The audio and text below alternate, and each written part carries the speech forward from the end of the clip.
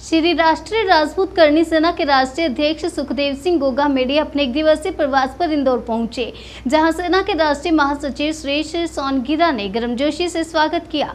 जहां गोगा मेडी मीडिया से रूबरू हुए, इस दौरान श्री राष्ट्रीय राजपूत करनी सेना के राष्ट्रीय अध्यक्ष गोगा मेडी ने आने वाले विधानसभा चुनाव को लेकर राजनीतिक पार्टियों से उनके समाज के उम्मीदवारों को टिकट देने की मांग रखी। नहीं देने पर निर्दलीय उम्मीदवार चुनाव में उतारने की चेतावनी उन्होंने दी है।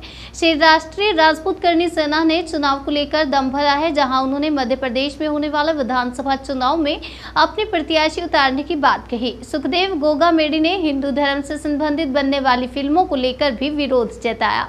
कहा कि आजकल की फिल्मों में हिंदू धर्म को मजाक बनाया जा रहा है।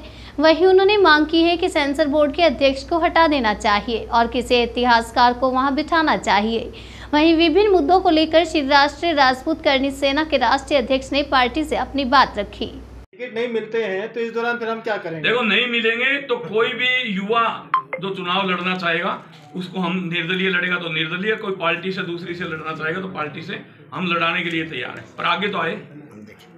उज्जैन से आए, पिछले दिनों महाकाल लोक के अंदर जो आंधी तूफान से क्षति हुई थी उसको आप किस रूप में लेते हैं? उसमें सरकार ने देखो राहत कार्य के अंदर कुछ तो दिया है, पर अभी वो जो दिया है वो कम है। हम चाहते हैं और पैकेज दिया जाए।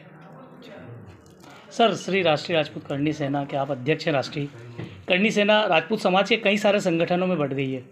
करनी सेना के नाम से कई सारे संगठन आ रहे हैं। करनी सेना आज ब्रांड बन चुकी है। आज पूरे देश के अंदर करनी सेना 22 स्टेट के अंदर है।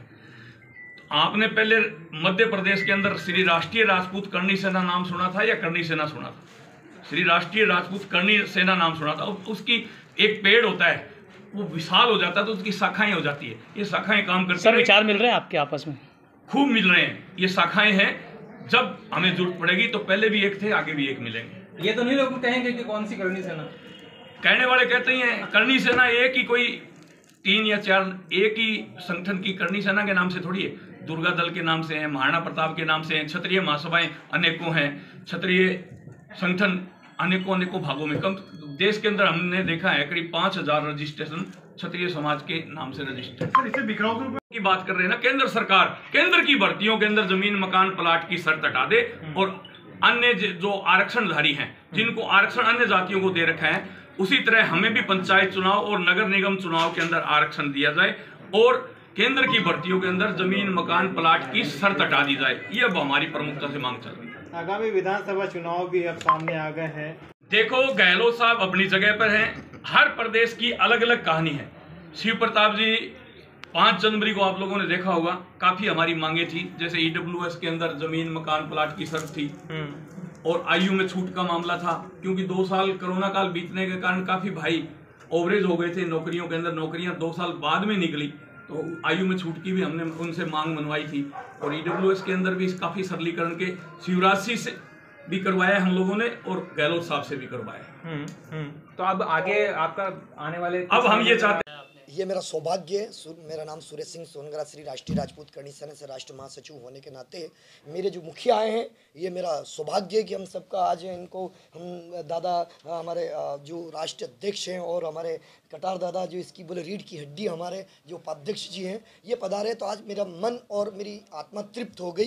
मेरे निजी निवास पे आए हैं तो हमारी कई प्रकार, आज सुबह से कल से मैं इन्हीं के साथ में कई प्रकार की मुद्दे पे चर्चा चल रही थी। जैसे हमने बताया कि महाराणा प्रताप की हम 1000 मूर्तियों को स्थापना करने वाले मध्य प्रदेश में हैं। अभी इस गार्डन का नाम भी हमने महाराणा प्रताप रखा है। और सबसे पहले आज दादा को यहाँ बताने के इसलिए लाया कि मध्य प्रदेश का सबसे बड़ी बिल्डिंग में सबसे बड़ा ध्वज रहेगा और सबसे बड़ी मूर्ति जो रहेगी महाराणा प्रताप की, वो इस हवेली के ऊपर रहेगी। साथ में चर्चाओं के बाद कई अनेक चर्चा हमने की, चुनावों के ऊपर चर्चा की जो दादा ने आपको बताया। बस मैं आपको इतना ही कहना चाहता हूँ, अभी तो ये आगाज है और समझना है, सीखना है और सीखते सीखते समझाते हम आपसे कमिटमेंट करते हैं कि सरकार में हमारे विधायक भी बैठेंगे, मंत्री भी बैठेंगे। ये पूर्ण रूप से विश्वास मेरा है और हम तन मन धन से दादा के साथ और काम करेंगे और कर्तव्य बनकर काम करके हम इस प्रशासन शासन में हम राज जरूर करेंगे। राजपूतों में अभी हमारी पूरी मीटिंग हो चुकी है। अब तत्काल एक मीटिंग और हमारी ये दादा के साथ बैठेंगे कि हमें जैसे कहा गया कि जो ज़्यादा पार्टी में जो ज़्यादा टिकट देंगे हम उनके साथ हैं, और जो देता है तो ठीक, नहीं देता है तो हम सक्षम हैं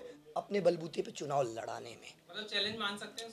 अब चैलेंज बोलो, चैलेंज है फिर ये। जब हम तो निवेदन करते हैं, आवेदन करते हैं, फिर समझते हैं आगे क्या कि हम क्षत्रिय हैं, क्षत्रिय की तरह लड़ना भी जानते हैं। हमारी जो म्यानों में तलवारें पड़ी वो जंग थोड़ी लगी है, हमने चलाना भी थोड़ी छोड़ा है। हम युद्ध करते हैं और युद्ध करते हैं, हमारी कृति हमेशा हुई है। हम राजपूत है, राजपूत का रियल मतलब राष्ट्रपुत्र होता है। राष्ट्रपुत्र का मतलब होता है सारी समाज में हम समा जाए और सारी समाज हम में समा जाए, उसी को नाम राष्ट्रपुत्र है। और राष्ट्र के प्रति जब जब बलिदान की जरूरत होती है तो राजपूतों ने तो बलिदान दिया था। जब दादा के ऊपर एक चैलेंज किया गया था कि कोई भी जम्मू कश्मीर में वहाँ पे झंडा नहीं फहरा सकते हैं, वो दिन याद करो फिर किसने झंडा फहराया था, माँ मही में भी उठाया था। चैलेंज लेना राजपूतों का तो कर्तव्य बनता है, यही तो हमने जीवन भर किया है। युद्ध की रणनीति में यदि हमें कोई ललकारे तो हमारे पुरुषोत्तम राम ने कहा है हम काल से भी मौत से भी लड़ सकते हैं। तो वो युद्ध भी हमारे लिए एक तरह का हम समाज के लिए काम करते हैं। और मैंने देखा है, दादा को आगाज कराना चाहता हूँ इस प्रदेश में कि ऐसे मंत्री ऐसे विधायक हैं और भी बनाएंगे, समझ जाए तो ठीक, तो करप्शन की जगह छोड़ेंगे नहीं। इस बार किसी घोटालेबाजी को भी नहीं छोड़ेंगे, करप्शन वालों को भी नहीं छोड़ेंगे। मेरा चैलेंज नहीं है, धमकी नहीं है, ये मेरा कमिटमेंट है कि अगली सरकार में हम बहुत भारी मतों में से हम राजपूत चुन के आ रहे हैं। सर, हाँ, करप्शन को लेकर कुछ चिन्हित किया क्या मंत्री आपने ऐसे कुछ? मैं आपने क्या कहा, रखूंगा सामने टेबल पे रखूंगा। जब हमारी बात नहीं मानी जाएगी तो मैं तो आपको दो बात कहना चाह रहा हूँ ना मैं आपसे। सबसे बड़ी बात मैंने आपसे रखी है कि माय डियर फ्रेंड्स, एक बात याद रखना, ये चुनाव नहीं, ये दंगल है एक तरह का अभी का। क्योंकि इस चुनाव में हमने सब प्रकार से मांग कर देख लिया हमारी समाज को। तो अपना चुनाव से नहीं ले आइए ना। हमारा चुनाव ले आएंगे, जरूरत पड़ेगी तो ले आएंगे। हमने अपने चुनाव चिन्ह, यदि जरूरत पड़ी तो पुरुषोत्तम राम ने सीता जी के लिए सेना बनाकर बजरंग बली को भी, सुग्रीव और बाली को युद्ध करा के हम आगे भी निकल गए और हमारी सेना वानर सेना वहां तक भी युद्ध करके माता सीता को भी लेके आ गए थे हम। जरूरत पड़ेगी तो हमारा चुनाव चिन्ह के हम खुद आ जाएंगे सामने। तो मुख्यमंत्री को संदेश कह सकते हैं। मुख्यमंत्री जी हमारे बहुत अच्छे हैं और उन्होंने हमारी बातें मानी है। 5 तारीख को हम बैठे थे दादा और हमारी सबकी बात मानी है और हमारे हाथों से पूजन करवा के वहाँ पे बहुत भव्य पूजा करके माँ पद्मावती की मूर्ति की इतनी बड़ी स्थापना करी, ये कितनी बड़ी बात है। हम तो ऐसे यशस्वी मुख्यमंत्री को नमन भी करते हैं, जहाँ जरूरत पड़ेगी वहाँ समझेंगे, समझाएंगे भी सही। हम तो प्रशासन को साथ लेके काम करना चाहते हैं। बस एक ही चीज़ कहना चाहता हूँ मैं शासन और प्रशासन को, हमारे किसी भी समाज के किसी भी युवा पे टारगेट ना रखें। बहुत मुश्किल से भविष्य बनता है बच्चों का। हम उन्हें राजनीति में लाना चाहते हैं या हम देश के लिए IAS IPS बनाना चाहते हैं। मुकदमा करने से पहले श्री राष्ट्रीय राजपूत करनी सेना चैलेंज करती है कि प्लीज उसे विचारें, देखें, एक्ट ये एक्ट वो एक GST एक्ट कौन सा एक्ट लगाते हैं इन पर छानबीन करें। मैं आपको आरक्षण की बात कही थी, आपने दादा ने बताया आरक्षण किसको मिलना चाहिए। मैं करोड़ों रुपए लाखों रुपए का टैक्स भरता हूँ, मुझे नहीं मिलना चाहिए आरक्षण। लेकिन क्या मेरी समाज में गरीब नहीं है, कपड़े नहीं मिल रहे हमारे कुछ बच्चों को, तो ऐसे हर समाज राजपूत में ब्राह्मण में क्या सबको नहीं मिलना चाहिए। आर्थिक स्थिति में आरक्षण को मैं केंद्र तक की बात करना चाहता हूँ। हमारे आदरणीय मुख्यमंत्री जी, राष्ट्रपति जी, हमारे आदरणीय ऊपर तक मैं बात करना चाहता हूँ। सिर्फ मोदी जी, मैं एक ही चीज़ कहना चाहता हूँ मोदी जी को और अमित शाह जी को, जैसे आपकी जोड़ी है ऐसा आरक्षण में इस पर भी लगाम लगा सकते तो मोदी जी लगा सकते हैं। अब मौका है और गले की हड्डी को निकाल कर फेंके आर्थिक स्थिति पर आरक्षण दिया जाए।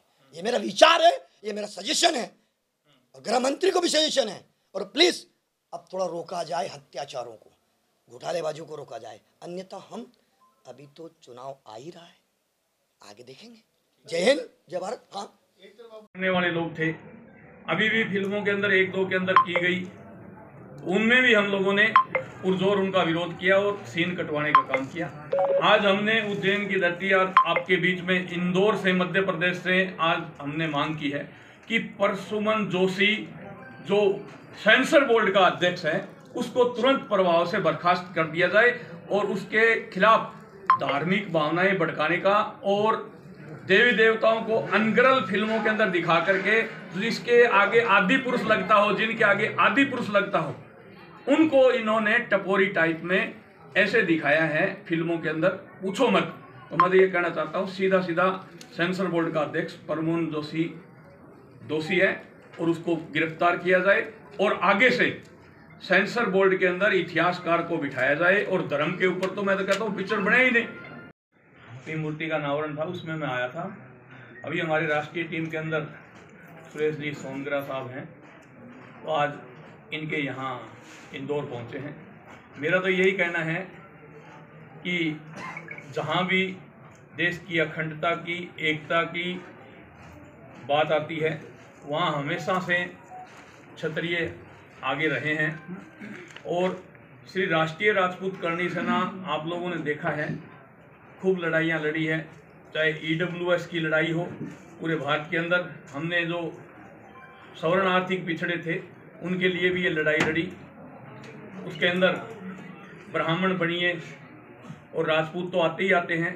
काफ़ी लोगों को पता नहीं है इस सवर्ण समाज के अंदर शेख, सैयद, पठान और क्याम खानी समाज के भी लोग सवर्ण समाज में आर्थिक आरक्षण का फायदा